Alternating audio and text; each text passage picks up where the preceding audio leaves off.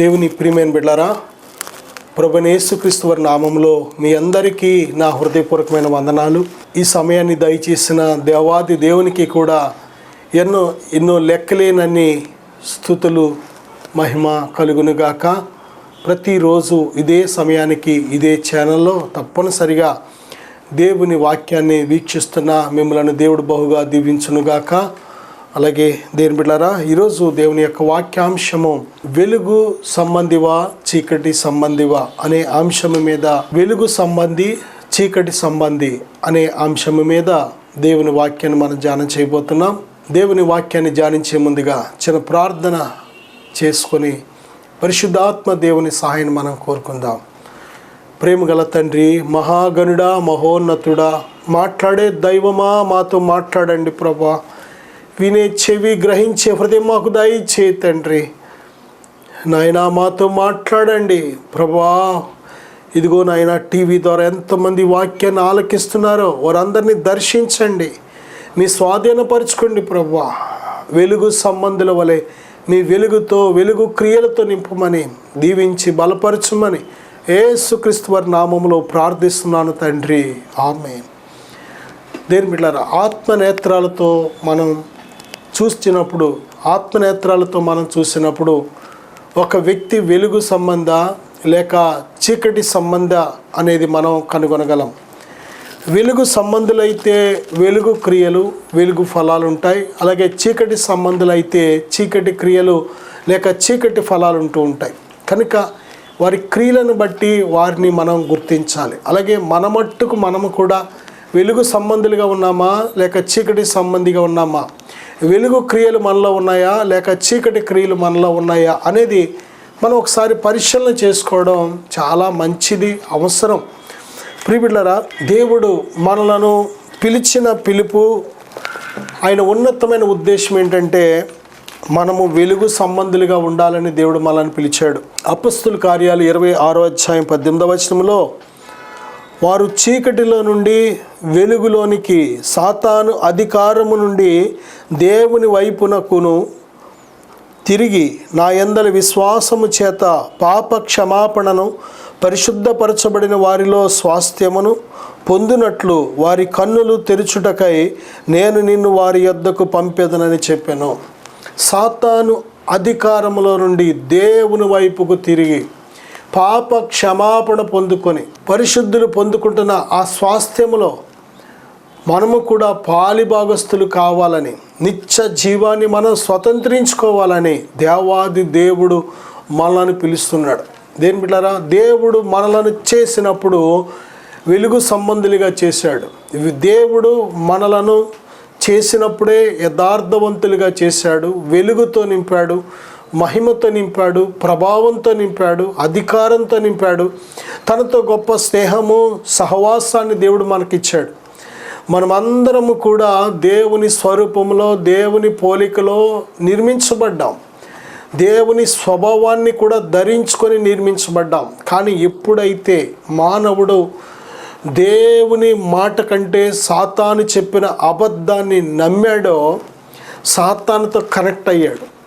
మానవుని ఆత్మ సాతాను ఆత్మతో ఎప్పుడైతే కనెక్ట్ అయిందో, సాతాను స్వభావం మానవ దేహంలోకి, మానవ ఆత్మలోకి ప్రవహించింది. సాతాను స్వభావమే చీకటి స్వభావం. బైబిల్ చెప్తుంది, చీకటి దేనికి సాదృశ్యం అంటే సాతానికి సాదృశ్యం. చీకటి క్రియలు, దేని బిడ్డలారా, ఇక్కడ మనం చూసినట్లయితే చీకటి క్రియలు అంటే అంధకారమైన క్రియలు. ఆ క్రియలు మొదటి భాగంలో మనం చూసాం. రోమపత్రిక 13:13లో మత్తు, కామ విలాసములు, పోకిరి చేష్టలు, కలహము, మత్సరము. చూడండి, ఇక్కడ మత్తు, కామ విలాసములు, పోకిరి చేష్టలు, కలహము, మత్సరము, ఇవి అంధకార క్రియలు, చీకటి క్రియలు. దేని బిడ్డలారా, ఎఫెసీ పత్రిక 4:18లో మనం చూస్తే హృదయ కాఠిన్యము, మనస్సునకు కలిగిన వ్యర్థత, ఇది కూడా చీకటి క్రియగా మనం చూడగలం.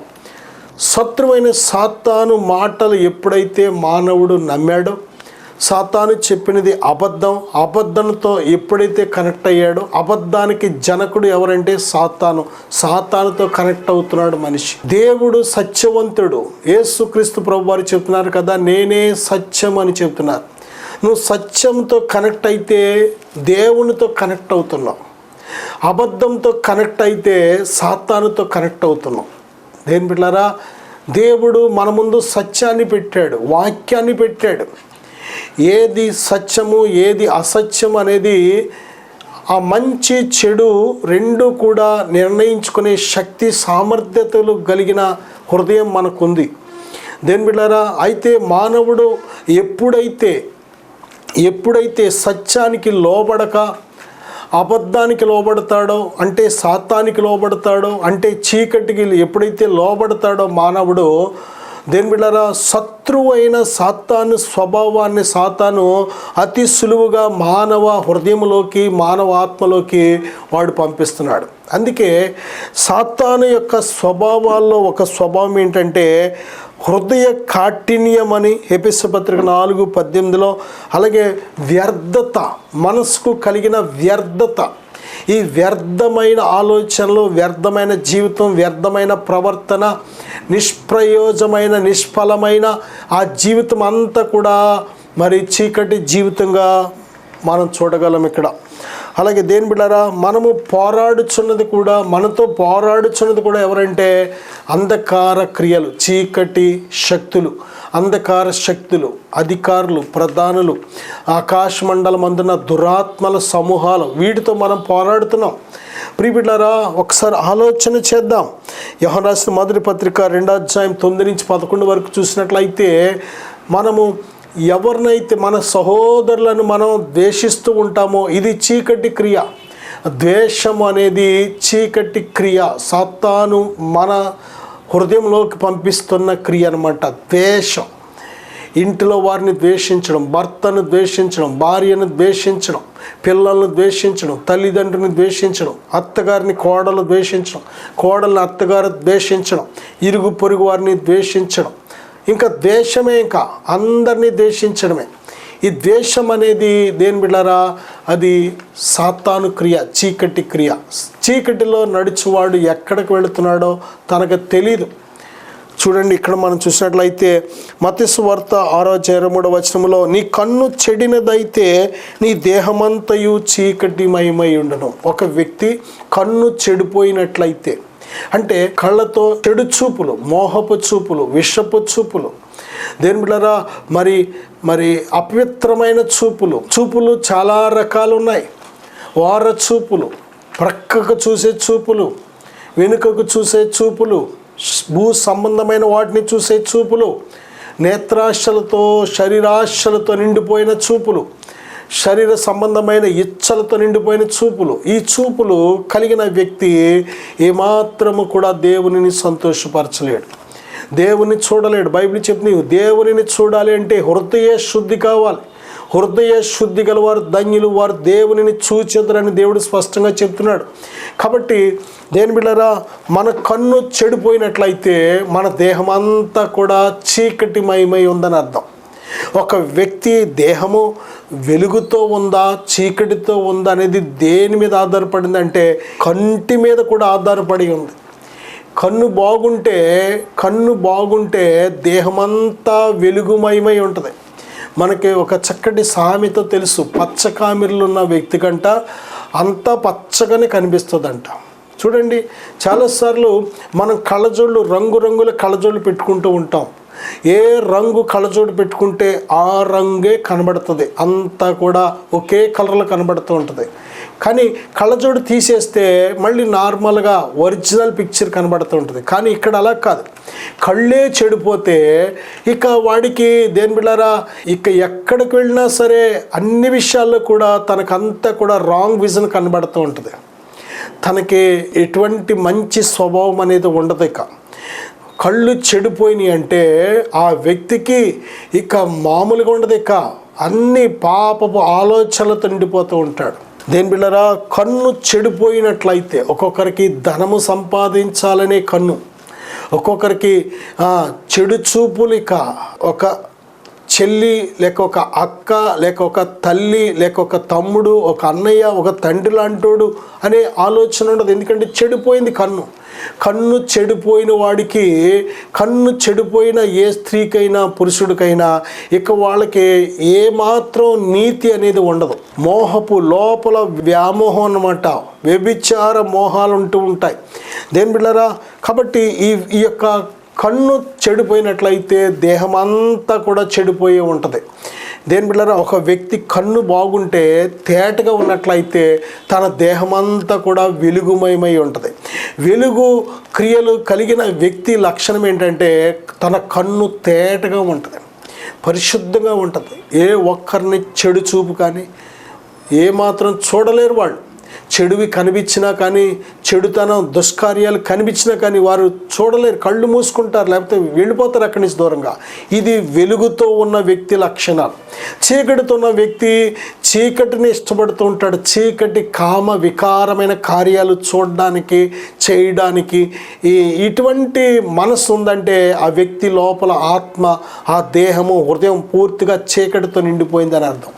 ఈరోజు దేని బిడ్డలారా, యవ్వన బిడ్డలు ఎంతోమంది మనం చూస్తున్నాం చీకటితో నిండిపోయిన వారు, దుర్మార్గపు క్రియలతో నిండిపోయిన వారు, దుష్టత్వంతో నిండిపోయిన వారు, అపవిత్రమైన వాటిని చూడాలని, చెయ్యాలని అటువంటి జీవితాన్ని జీవిస్తున్న ప్రతి ఒక్కరిలో కూడా చీకటి అంటే సాతానుగాడితో మరి నిండిపోయిన వారు. సాతాను వారిని నడిపిస్తున్నాడో, ఏలుబడి చేస్తున్నాడు. దేని బిడ్డలారా, ఇక్కడ మనం చూస్తే యోహాను సువార్త 3:19 వెలుగు లోకములోనికి వచ్చను కానీ తమ క్రియలు చెడ్డవైనందున మనుష్యులు వెలుగును ప్రేమింపక చీకటిని ప్రేమించిరి.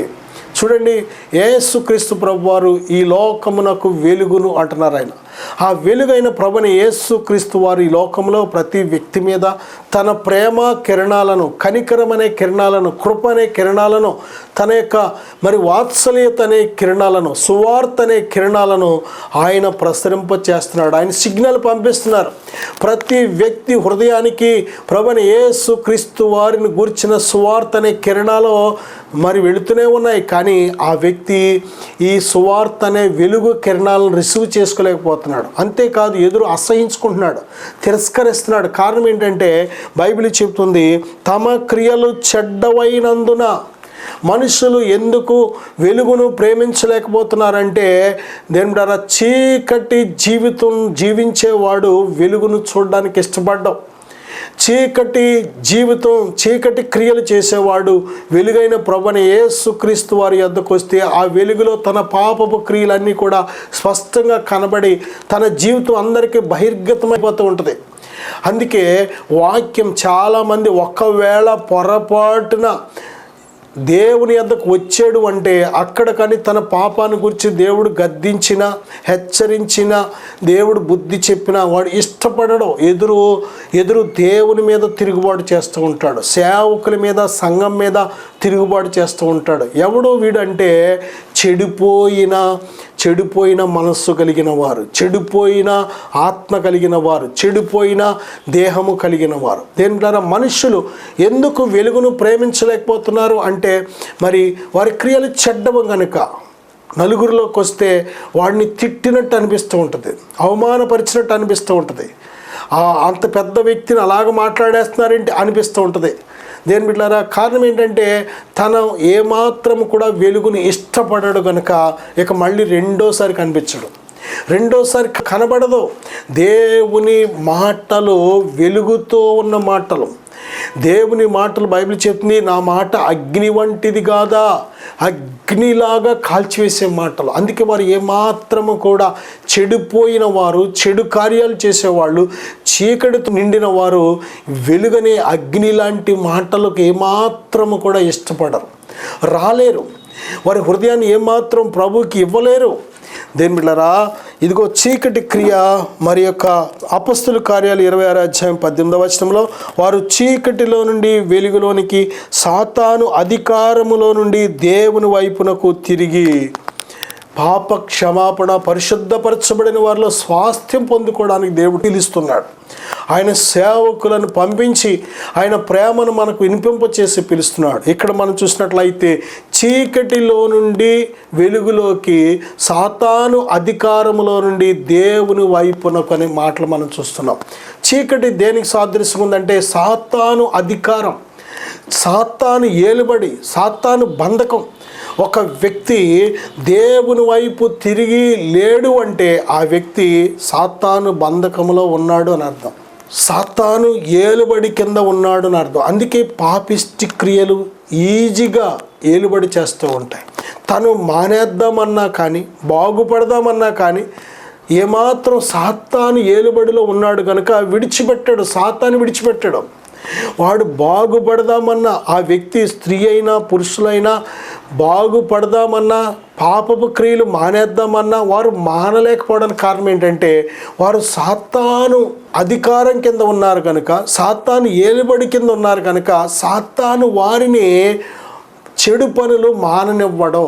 చూడండి, 2000 దెయ్యాలతో నింపబడిన వాడు మరి సమాధుల్లో తిరుగుతున్నాడు. బట్టలు తీసేసి తన దేహాన్ని గోళ్ళుతో రాళ్ళుతో చీల్చుకొని కొట్టుకొని దేని బిళ్ళారా గాలిలో ఎర్రెర్రి పిచ్చి పిచ్చి కేకలు వేస్తూ ఏం చేస్తున్నాడంటే అటు ఇటు వెళ్ళే వాళ్ళని భయపెడుతున్నాడు, భయాక్రాంతులకు గురి చేసేస్తున్నాడు. వాడిని చాలామంది చాలాసార్లు ఊరివారు ఏం చేశారంటే బలవంతంగా ఒక 20, 30, 50 మంది వెళ్ళి పట్టుకొని వాడిని కాళ్ళు చేతులు కట్టేసి ఏం చేశారంటే గొలుసులతో కట్టేశారు. అయినా సరే వాడు ఏం చేశాడంటే ఆ గొలుసులను తొత్తునీలుగా తెంపేశాడంటే ఎక్కడి నుంచి వచ్చింది అంత బలం అంటే చాలా దెయ్యాలు వాడిలో ఉండడం వల్ల ఆ దేహానికి చాలా బలం ఇచ్చేసినాయి. ఆ దెయ్యాలు బలము చేత వాడు ఏం చేశాడంటే సమాజంలో ఉండవలసిన వాడు సమాధిలోకి వచ్చేసాడు. చక్కగా కడుపు నిండా భోజనం చేసి ఆరోగ్యంగా ఉండవలసిన వాడు భోజనం మానేసి చిక్కిపోయాడు. సమాజంలో గౌరవంగా భార్య బిడ్డలతో అందంగా బ్రతకవలసిన వాడు అందరిని విడిచిపెట్టేసి దిక్కుమాలిన వాడిగా అలాగా పొట్లమట చెట్లమట సమాధులమట తిరుగుతూ కొండలమట గుట్టలమట తిరుగుతున్నాడు. దేని ద్వారా అందంగా మాట్లాడవలసిన వాడు పిచ్చి పిచ్చి ఎర్రి కేకలు వేసుకుంటూ తిరుగుతున్నాడు. అందరి ముందు గౌరవంగా బ్రతకవలసిన వాడు బట్టలు ఇప్పేశాడు. కారణం ఏంటంటే దెయ్యాలు పట్టేసినాయి.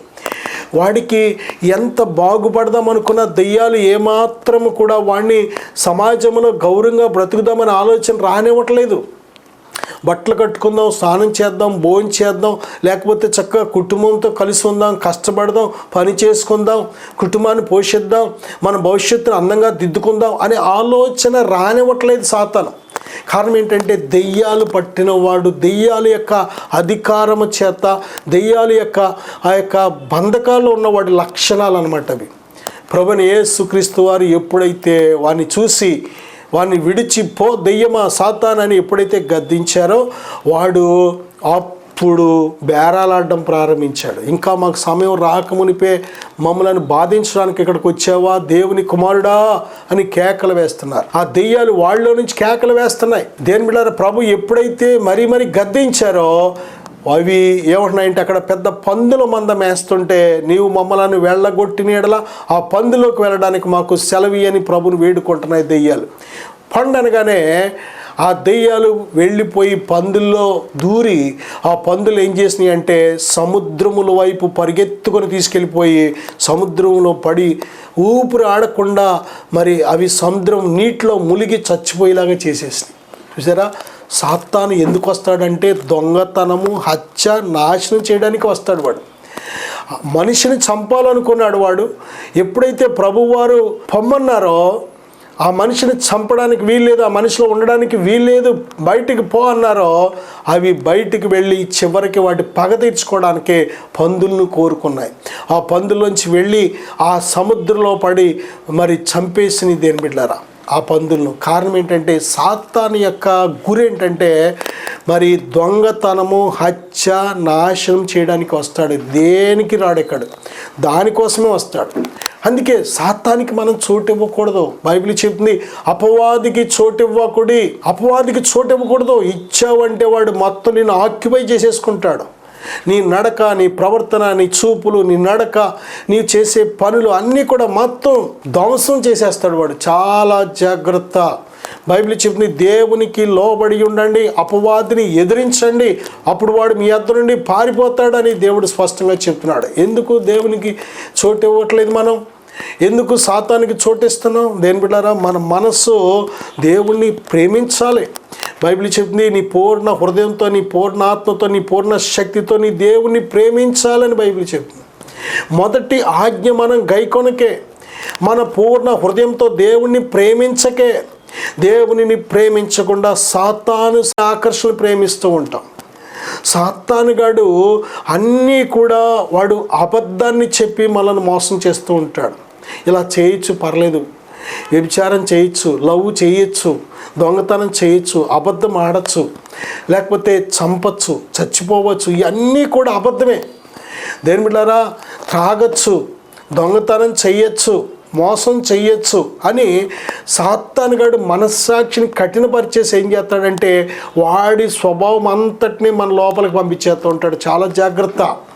చివరికి నువ్వు దేవుని దృష్టిలో దేవుని కృపను కోల్పోతావు, మరి దేవుని దృష్టిలో అయోగ్యుడిగా అయిపోతావు, మనుషుల దయను కోల్పోతావు, చివరికి జీవితమే చిందరబందర అయిపోతుంది.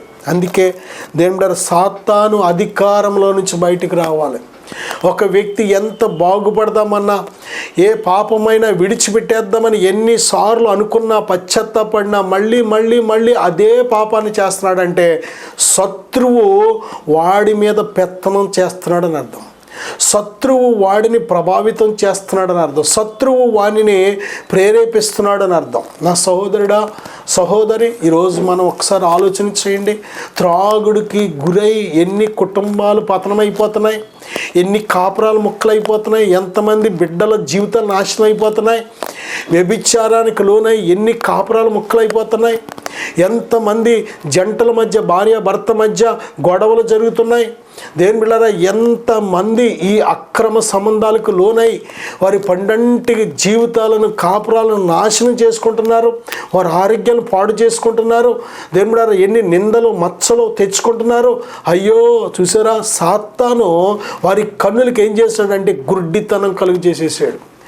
కాపురం అయిపోయినా పర్లేదు, జీవితం అయిపోయినా పర్లేదు, అనారోగ్యం వచ్చేసినా పర్లేదు, అందరు విడిచిపెట్టేసినా పర్లేదు, తల్లిదండ్రులు విడిచిపెట్టేసినా పర్లేదు, భర్త విడిచిపెట్టేసినా పర్లేదు, భార్య విడిచిపెట్టేసినా పర్లేదు, పిల్లలు దూరం అయిపోయినా పర్లేదు, ఏది అయినా పర్లేదు, నువ్వు ఇలాగే జీవించని సాతానుగాడు మనుషుల హృదయాన్ని కఠినపరిచేస్తున్నాడు. జాగ్రత్త, మోసపోవద్దు. దేవుడు వెక్కిరింపబడడం. నువ్వు సాతానుతో కలిస్తే సాతానికి ఇచ్చే నిత్య నరకమే దేవుడు నీకు ఇస్తాడు.